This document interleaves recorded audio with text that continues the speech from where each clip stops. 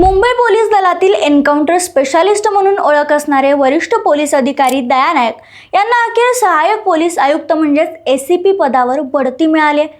विशेष म्हणजे ही बढती त्यांना निवृत्तीच्या अवघ्या 2 दिवस आधी मिळाली आहे। सध्या दया नायक हे मुंबई गुन्हे शाखेच्या युनिट 9 चे प्रभारी पोलीस निरीक्षक म्हणून कार्यरत आहेत।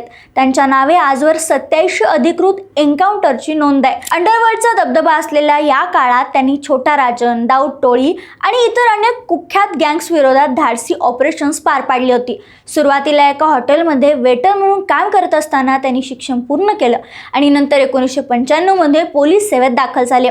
1996 मध्ये त्यांनी छोटा राजनच्या 2 गुंडांचा एन्काउंटर केल्यानंतर त्यांची एन्काउंटर स्पेशालिस्ट म्हणून ओळख बनली। मात्र 2004 मध्ये उत्पन्नापेक्षा अधिक संपत्तीच्या आरोपामुळे त्यांच्यावर ACB चौकशी झाली, त्यांना अटक झाली आणि निलंबनही झालं।